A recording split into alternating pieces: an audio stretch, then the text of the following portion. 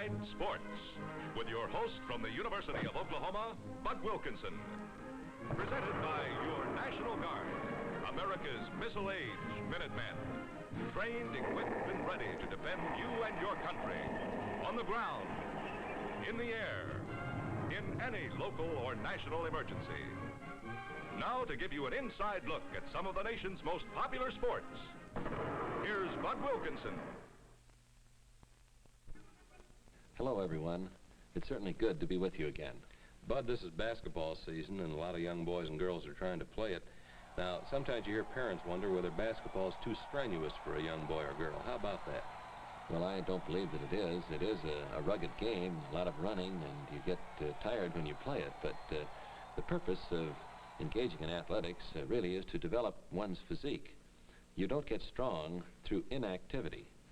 And young boys and girls who do engage in competitive sports similar to basketball do develop their physiques, and I think that it pays great dividends to them in their later years.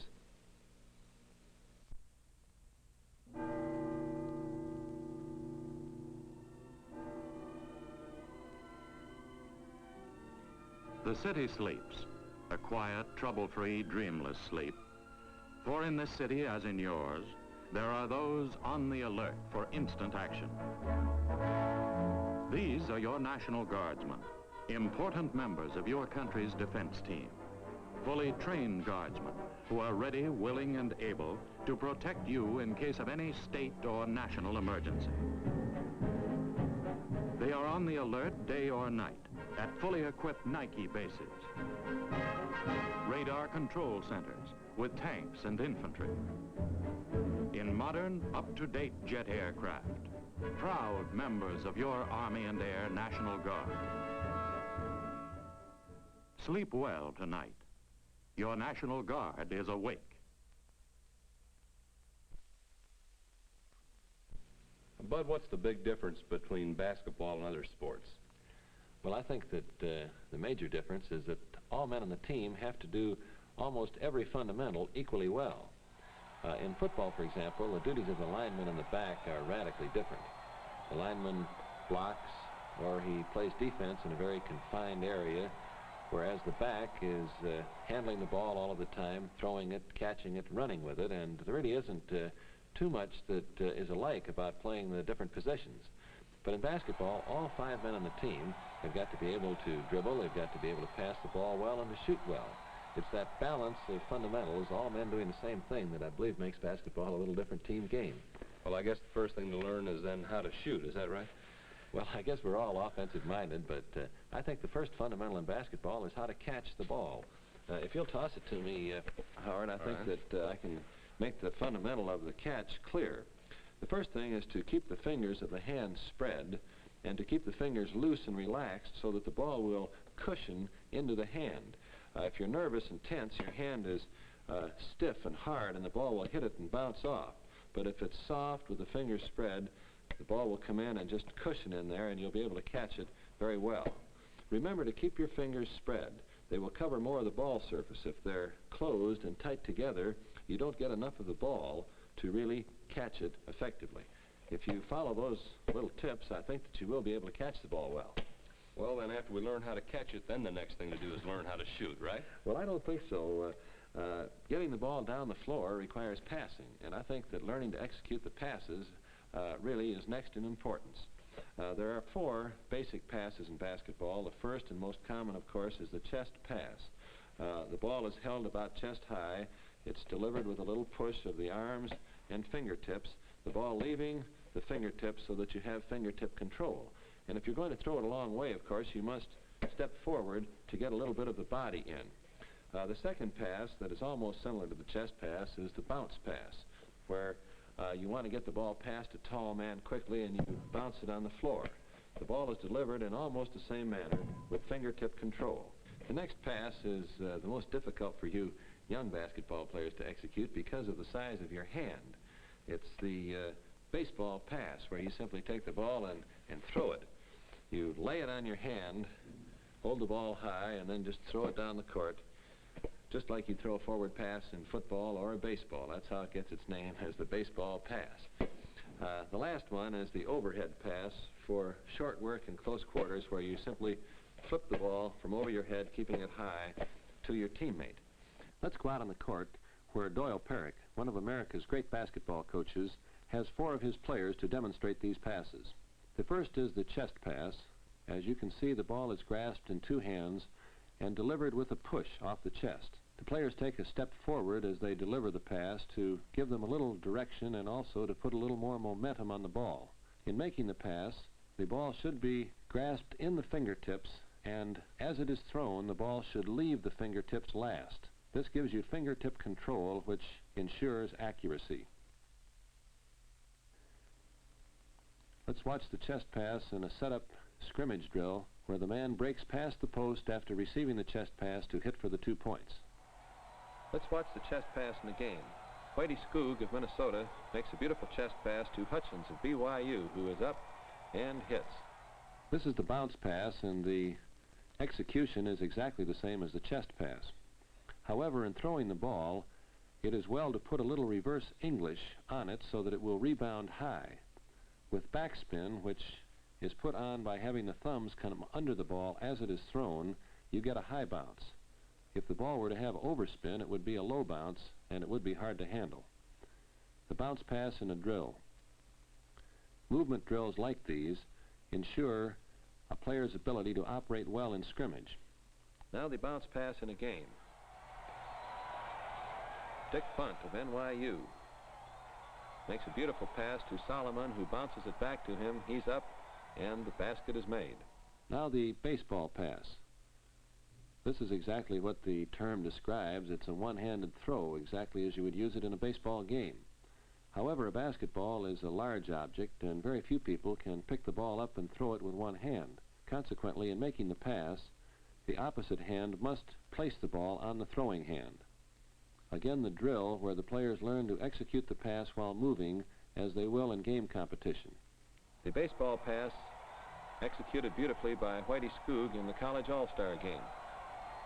Skoog throws to Ernie Barrett of Kansas State, who makes a beautiful one-handed shot. The overhead pass or overhead flip is used mostly to get the ball into the pivot man or on a fast break. The ball is held above the head and simply flipped with the wrist and the forearms. In this drill, the players are practicing the overhead pass into the pivot man, who fakes and gives to one of his teammates as he breaks past. The overhead pass in a game.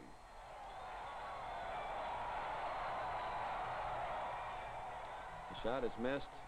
It looks as though the ball will go out of bounds, but a beautiful save is made.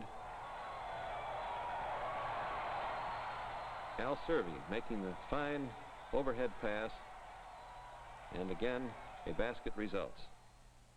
The players now will execute all of the basic passes. This one is, of course, the chest pass. Now the bounce pass. Try to get a little reverse English on this pass so that the ball will rebound high. The baseball pass, very effective for moving the ball down the court on the fast break. The overhead pass or flip, especially good to get the ball into the pivot or post man. It also is an effective fast break pass where you do not have to throw the ball for a very great distance. And moving into the game competition, fingertip control is the important thing in all basketball passes.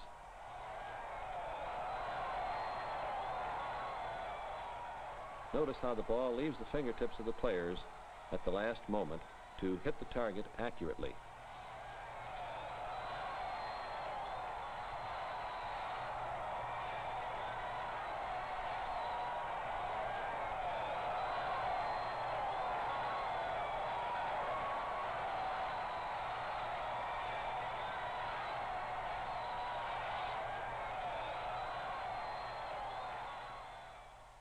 Well, Bud, we found out how to catch the ball and how to throw it. Now, are there any definite plays a basketball team uses? Well, yes, there are, but they're sometimes difficult for you fans to distinguish because basketball is a game of continuous motion. Now, many of our games, like baseball and football, have what I termed stop motion. In baseball, for example, the pitch is thrown, and then the catcher will throw the ball back to the pitcher, and everything stops. The outfield may shift around a little, the infield come in a little, the pitcher will look all around to be sure he's set, and then he'll deliver the ball, and the play starts. But in basketball, everybody's moving all the time, and that constant motion makes it difficult for you to see the pattern of the play. But every play in basketball is based on screening.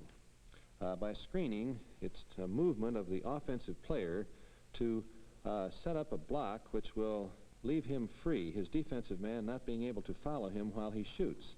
For example, if this man throws the ball into the pivot man and then follows his pass, going around the pivot man, the defensive player will not be able to get through the screen that will be set up. The pivot man will then be able to turn and throw the ball to his teammate, who can make a layup shot. Let's go out on the court and watch the Minneapolis Lakers execute the cutoff pivot play. All basketball plays have various options, and the Lakers will demonstrate them here. George Mikan, player of the half-century, is the pivot man. Vern Mickelson has the ball. He passes into Mikan, who fakes to Mickelson and has Pollard as an alternate. This time he gives the ball off to Pollard, who is up and shoots. Pollard has the ball this time to throw it into the pivot man Mikan. Mikan fakes to both men, turns and makes a beautiful pivot shot. These screening maneuvers set up the different plays in a basketball offense. Once again, Mikan faking to both men and shooting. Notice his form.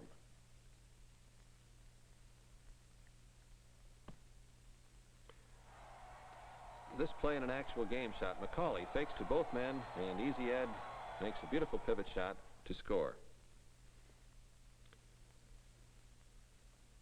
Mikan on that play, as you noted, faked to both men and then made a bounce pass back. Now let's watch Big George execute the same thing in actual competition. Vern Mickelson has the ball. An overhand pass into Mikan, who makes a reverse bounce pass to Pollard. The ball is on the rim, but it goes through. The Lakers are really a great team.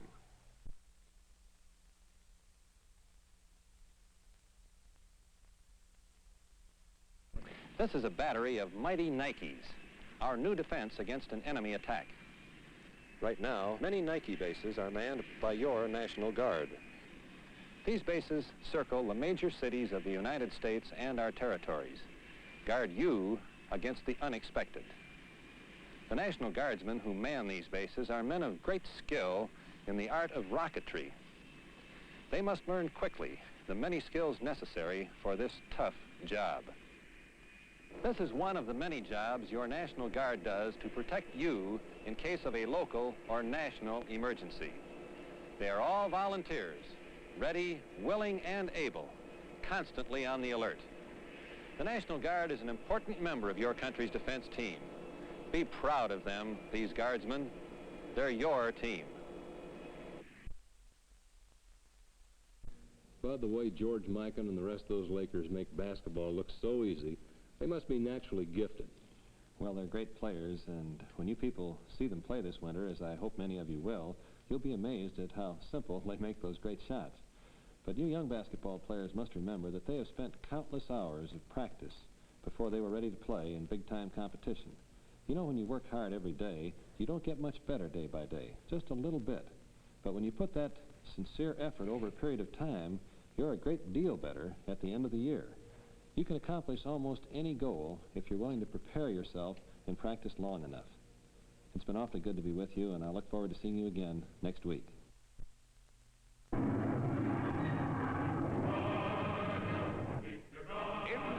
Sports with Bud Wilkinson and Howard Newman is directed and photographed by Ned Hoffman and is a Bud Wilkinson production. Inside Sports is brought to you as a public service by this station in cooperation with your National Guard.